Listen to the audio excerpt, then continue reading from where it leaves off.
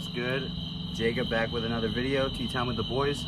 We got Very abstract. very fucking abstract. Coming live from the backyard. Fucking cricket sounds, but we don't give a fuck. So yeah, bro, appreciate you for pulling up for real. How far was the drive?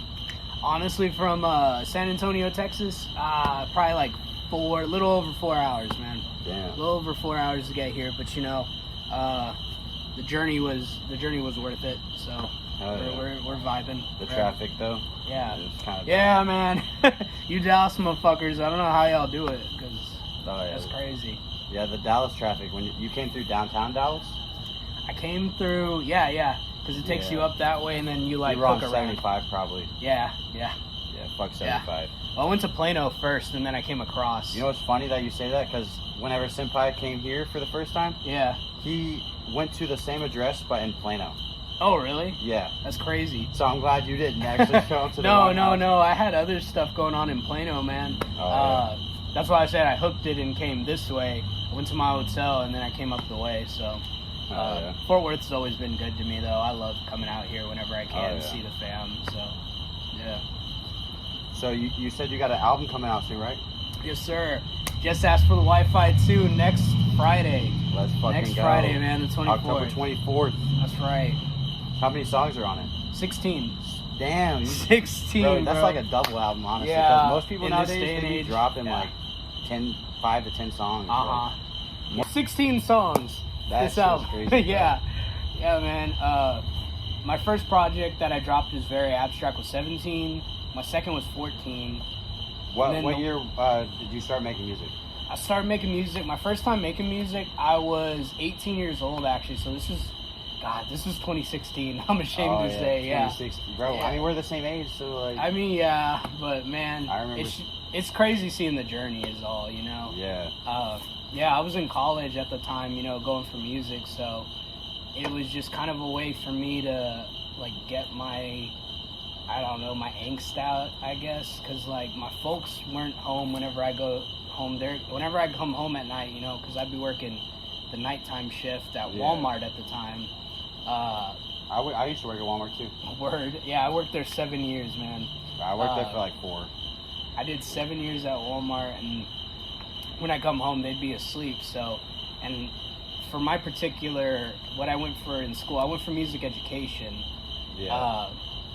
So, like, teach music classes? Yeah. I wanted to teach orchestra at one point. But What'd you play in the orchestra? I played the cello, of course, 16 years now at this point. Going on 17. Do you ever add any cello into your music? Like... Yes, actually. My first Spotify editorial, Gosha Gods, with Mako and B-Train. That song, so I made cello of 16 years, cellos of 16 years. That's what I went to school for originally. And like I said, whenever I'd come home, most of my fam would be asleep. You know, they had their own lives. Yeah. And I didn't really. What time did you get off at night? Like, not too late, like 11. It really wasn't that late, but you know, I got little siblings. I'm the oldest in my fam, so my little siblings would be going to bed because they had school in the morning. My mom, my dad doing their. Occasionally, my mom would stay up if I came home, you know. But other than that, it was just kind of me those first few years because I can't say I didn't fuck with anybody in college because that's a lie. I got along with a lot of people and I made some really cool friends. Were you in not a sorority, frat? Yeah, I was, man. For real? Shout out Phi Mu Alpha. Yeah, those are my boys. Y'all party hard? You could say that. Yeah, I won't go into details, but yeah, we definitely did. And I mean, it was a cool organization to be a part of, you know. Like a brotherhood. It's a brotherhood, man. You know, it's cool because I can go places like here, especially, and I got brothers everywhere. What college did you go to? Angelo State. Go Rams. Hell yeah. Yeah. Was it a small college? It was a D2. They're right there on the teeter of D1. They definitely have the funding. They have the numbers for it. It's just one of those things where you go D1, you know, you gotta really put up the numbers for it. Yeah. And, they have a football team too? Yeah. They've gone pretty far a couple times. Do they play Texas Longhorns? No, God, no. They used to play Abilene Christian before they went D1. They mostly play against like West Texas A&M. They play against East New Mexico. They play against some of these other D2s here and there, South Dakota State, Colorado School of the Mines, Illinois. Not Colorado State, the one with Deion Sanders? No, hell no. That was not them, man. Not that. So there's the smaller colleges go against there's like a different I don't know what to say. Yeah. It's like a whole different like bracket entirely. They used to do pretty good at basketball whenever I was in school. Whenever I was in high school, they had a really good basketball team. They won College World Series baseball when a year or two after I graduated. Yeah, that's their big program is baseball right now. So, bro, this kid that that goes to the high school I went to, he just went to Japan and ran in the world championship for cross country. That's badass. And he placed 7th. Nice. I used to do cross country whenever I was in middle school. Yeah, I know, right? My Mexican ass. I used to do that. I used to do track. I used to do football and tennis. And then once I got to high school, it was like, well, football's your life now. It's West Texas. So. Yeah, I've never really played sports, but I did play. So, get this. I went to my friend's church. Yeah. He's a Mormon. Mm-hmm. But I just played for their basketball tournament because they needed someone to fill in. I wasn't Mormon at all. But we made it to the last game and lost. There was this kid that looked like Yao Ming's son. He's Asian, bro. He's tall as shit. Yeah. Slapping the ball up the air. I was 14 years old. And man, basketball's becoming a Chinese sport. That's for real. That's for true, man. Yeah, that's crazy. Yeah. At a Mormon place of all places. For real. Yeah. I didn't know they could hoop like that. And the crazy part is about that friend. He moved here from Germany in 8th grade and has the same exact birthday as me. Same year, same day, everything. That's awesome, dude. Bro, I've only ever known 2 people like that. And one girl, this is whenever I moved to San Antonio. We have the same birthday, same year, everything. She's I think maybe a couple hours older than me. And then the other boy, he's a youngin', my boy Max. He be trying to rap and... trying. He's good though. Yeah, he's good. I say trying. No, he does good. I just want him. I wish he'd put out more of his stuff because he's really talented. Yeah. Yeah. Yeah, man. Motivate him, bro. Yeah, he used to record with me a good bit whenever I first started showing up. He'd come around for studio sessions, and we had a good time. I kind of miss that stuff, man. Love to hit the studio with him again sometime. Oh, yeah. I put him on stage over at Paper Tiger, actually. Where's one of my first times doing that. Over there in San Antonio. Yeah. Is it a bar or something? No, it's a dope venue. They get a lot of really big artists. The last time I was there in June with Notions, Villa Mora, and Left for Dead, I want to say that the next date that was over there that we were supposed to be at, it got bumped because Red Jumpsuit Apparatus was going to play there. I want to say that was what happened. I could be totally fucking wrong about that. Yeah. But I remember seeing there's a show here, and then it wasn't there. I was like, all right, I guess we're going to Rockbox. Yeah, I think that's what happened the next time. So they didn't even tell you that they moved it? No, the way these venues work is you'll book a date with them, but if a national act comes in, a really big act, they challenge you on that spot. And if the venue thinks they're a bigger draw, they'll bump you. So they'll tell you though, they'll be like, hey, we got this guy coming in, so we're gonna give him that date.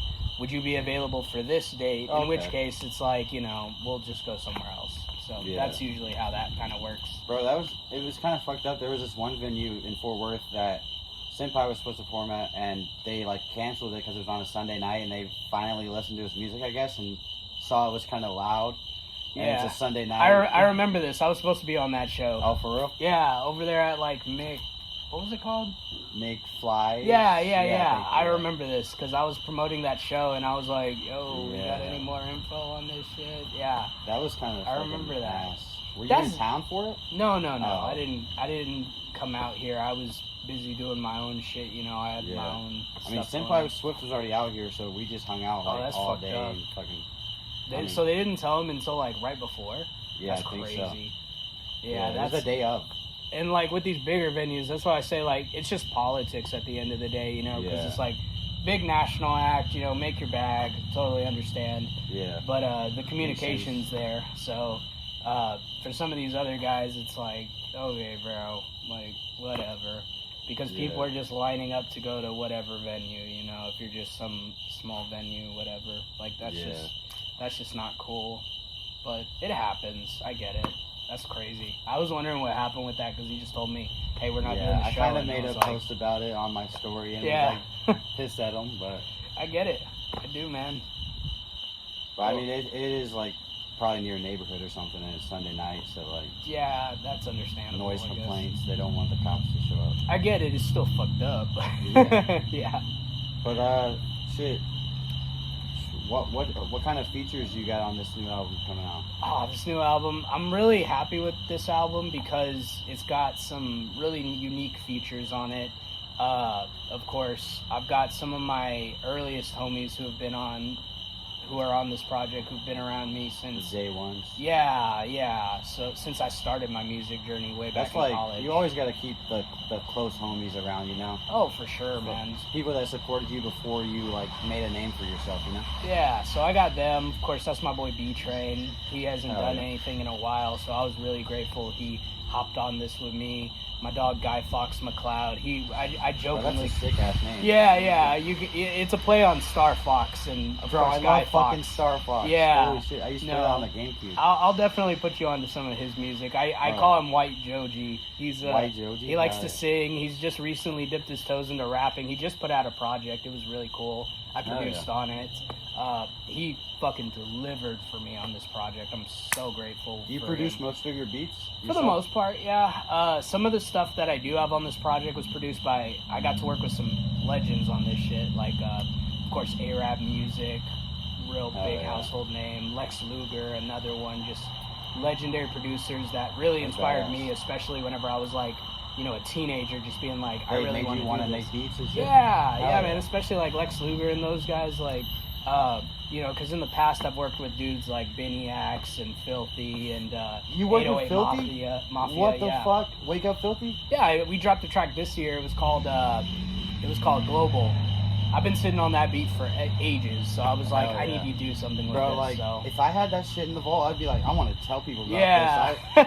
I've been sitting on it for so long, and I was just like, well, because it was a really tricky beat, and it was just hard finding somebody to get on that with me. So I just did it myself, and just given the, kind of the state of the sound, I was like, this is perfect to drop now. So it ended up being a really cool track. Just other producers I've worked with, like I said, Benny Axe was cool.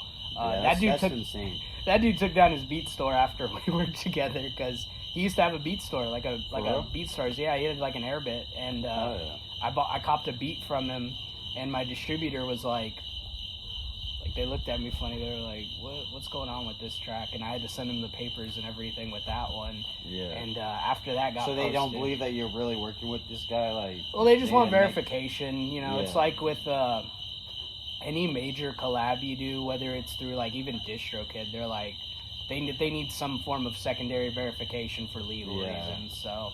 It makes sense. Yeah, that dude took down his beat store right after that. I was like, I don't blame you, man. You're over here working with Drake and shit, like. I get it. Yeah, for real. No, it was a good experience. That's crazy. It was cool, yeah. That was my 2023 album, There's a Ghost Outside. We did that track. Of course, 808 Mafia's done several of my songs. Bro. I've got some heat. The fact that I'm standing next to you, I feel blessed, bro. Well, I appreciate you, man, for sure. Yes, sir. I appreciate you. That's just crazy. I got some shit with Southside dropping at the end of this year with my boy Andy Christ. Shout out Andy. Phantom Gang. Gang. Bro, that's fucking dope. Yeah, man, it's been a journey, and that's why I did music, because I wanted to meet people who share the same passion. Exactly. Like I wanted to meet people. I wanted to meet cool people, people I got along with. That's what it was at the end of the day. Because like I said, I was doing this shit in college. Like, people that fucked with my music in college. So I actually do have a funny story about that. I definitely did. Like one of my close homies, he was on a lot of my early shit. His name is Flozel. Shout out Flozel. He's actually from here originally, from Fort Worth. Oh, for real? Yeah, no, he's good people. He's got like an R&B vibe to him. Cool guy. Oh, yeah. But when we were in college, my first show I ever booked was in San Angelo, Texas. I have a little place called Donata. And I remember that I had him as one of the openers, and I had this band that a couple of my friends in the music department were in. They put together. It was like almost like a jazz combo thing. So I was like, fuck it, like you guys can open too. And I remember almost the entire music department popped out for us. It was so cool. That's badass. And then they left after those two guys were done.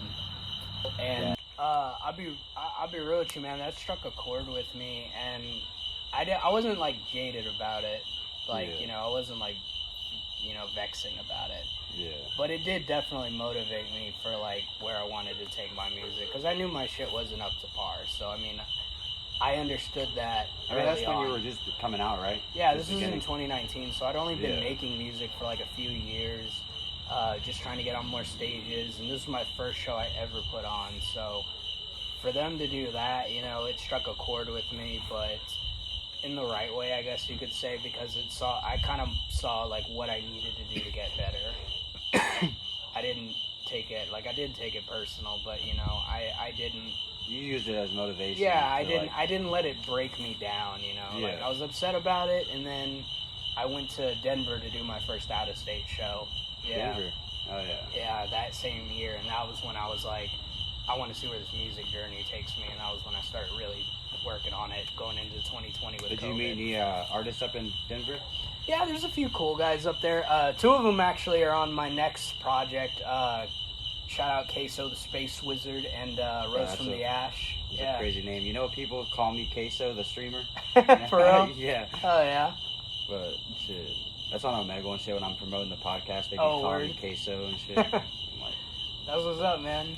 Yeah, Queso's cool. I don't remember exactly how he found me, but he's only ever shown me love. I was up there in Denver a couple times this year, and I was upset because we didn't get to link, but I was like, hey, I got this track. It's going on my album.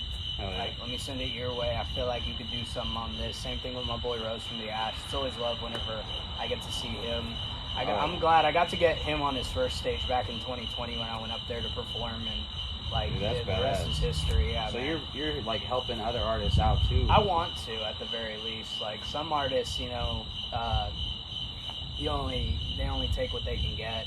And since you're helping them out, like they're like, oh, this dude fucks with me and he like believes in me, so it'll give them motivation to keep going and shit. You know? Of course. I just want everybody to, you know, we all want to eat at the end of the day. I just want to see all the homies succeed.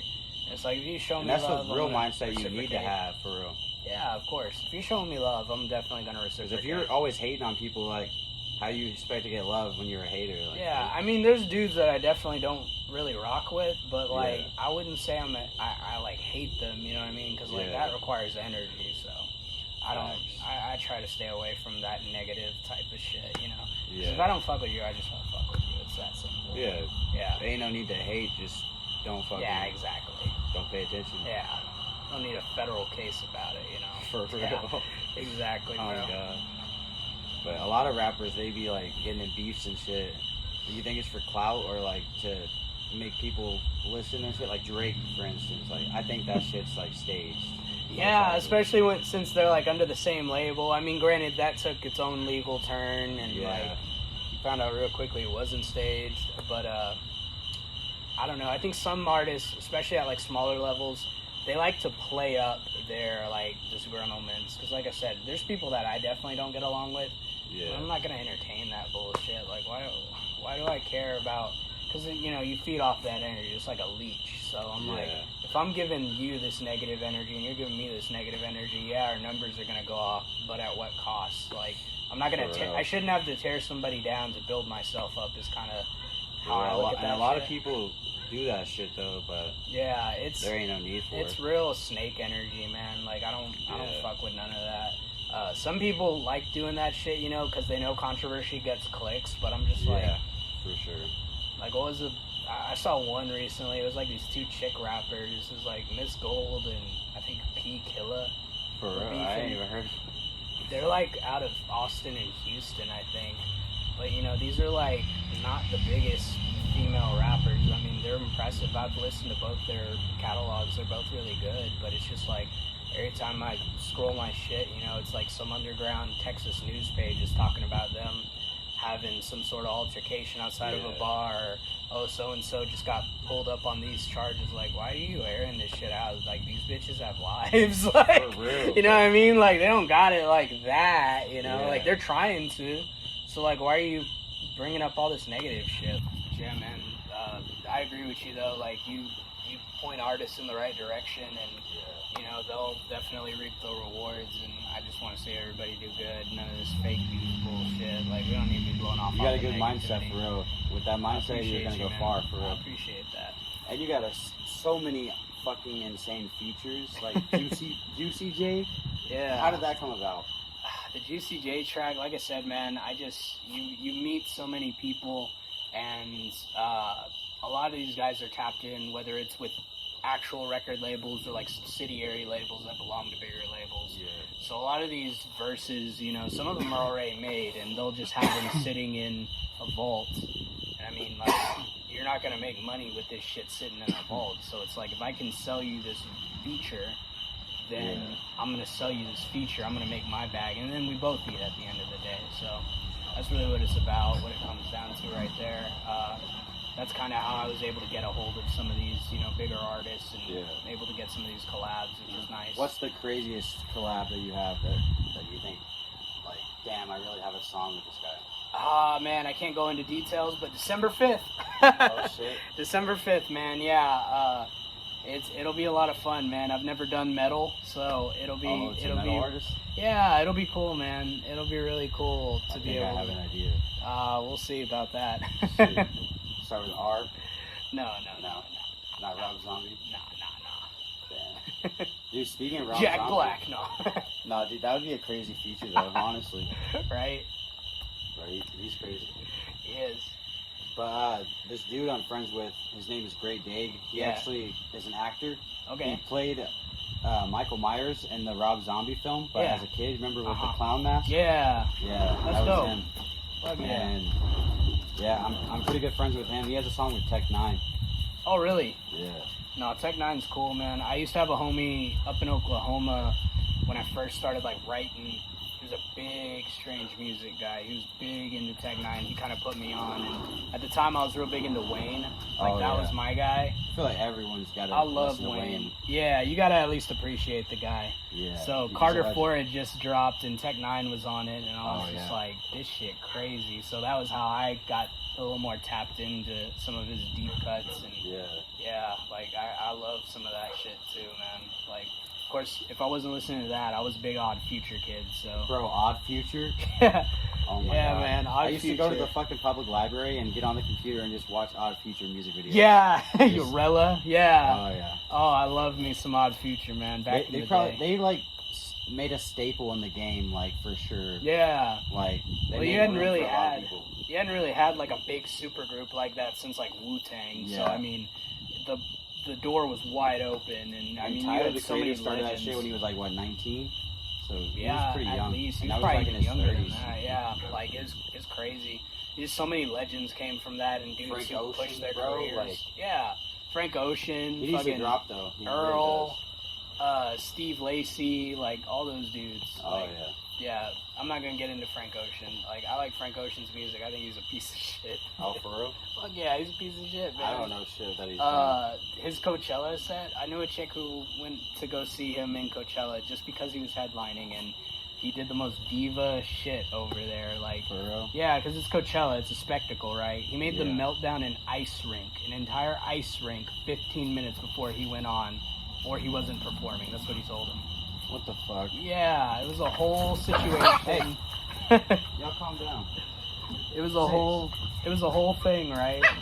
And they on top of that, like, he was like dodging cameras, and he didn't do his hits. It was like this weird DJ mix. What the fuck? And he ended up I remember reading, like, he said, I'm not saying there isn't an album, but I'm not saying there is one. Like, you haven't dropped in how long, bro, and you're doing this? It's been years, bro. Yeah, man. That's why he got dropped from the second weekend, because he did that diva shit. So it was really silly. I don't know. Like, it just you know, blows my mind that Cardi likes his fans more than Frank. Like, you're not beating the I hate my fan allegations, you know. Yeah, that's wild. It's crazy to me, man. That's nuts. So, you got any people that you would want to get a feature with that you like? Oh, that's a good your question. Dream collab? My dream collab. I mean, Wayne would be awesome. Oh, yeah. Although he's kind of fallen off a little bit. You know, he's a little old. The lean's starting to take its toll. So For real. He's been having seizures too. And shit. yeah. Other than that, probably, God, if I had to say another artist that I really wanted to feature with, like all-time collab. God, that's tough. I'd love to work with, in this order, I'd love to work with Travis just to do it because he seems like it'd be fun. I'd love to work with T.I. because he's a legend. Bro, I've never heard anyone say that. I love T.I.'s music, man. As far as like Texas goes, though, I'd love to work with another legend, Zero, Trey the Truth. I'd love to work with those dudes because like they're Trey the Truth, is that the? No, never mind. He's got a deep ass voice. He raps like this, yeah. But assholes by nature, yeah. I fuck with all that shit, you know, just coming up. Tyler would definitely be a dream. Oh yeah, Tyler Perry, bro. Oh yeah. I like that shit that's obscure. Bro, he's a sick producer. Like, what did DJ Khaled call him? He was like mystery music. Yeah. What a dick. He was just mad. Bro, DJ Khaled, like, he's a producer and he's a legend too. It's like, why are you hating, bro? You know he opened for Demi Lovato one year? Really? Yeah. Demi Lovato. Like, We the best. I can only imagine how that went, man. That's crazy. For real.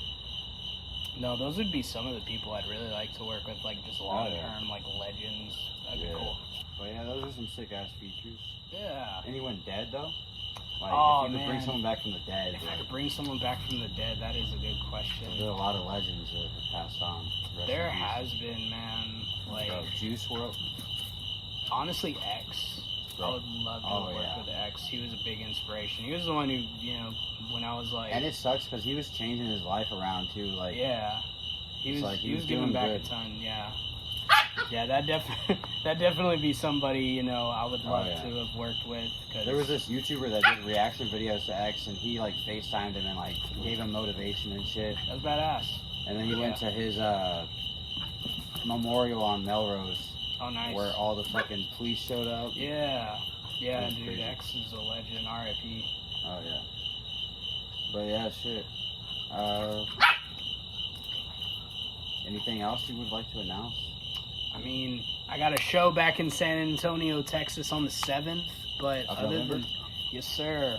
I mean, other than that, though, I mean, just stay on the lookout for new music, because after this album drops, you know, I'm expecting that to go the way it's going to go. We're putting out videos. What number album is this for you? God, what number is this for me? This is like number 6, I think. Damn. You normally try to drop one a year? Or I try, yeah. 2023, I dropped 2, just because I was supposed to drop 2 in 22, and that didn't happen. So I dropped 2 in 23. But I try to drop at least 1 a year. Stay consistent with it. But I mean, with a 16-song album, that's gonna hold the fans over for a while. Definitely. Well, lots of singles I got in the works. You got music videos coming out for most of the songs? Some of them, yeah. I've got some different music videos, AMVs, just, you know, all sorts of fun stuff. So it's gonna be a good time. That much is for true. You fuck with Dragon Ball Z? Oh, fuck yeah, man. That was like one of my first animes. So that band I showed you, the Plum Boys? Yeah. So, Caleb, his dad is the voice actor for Oolong the Pig. Oh, that's sick. Yeah. That's random. That's badass. Yeah, I want to interview him. That'd be sick. Fuck yeah.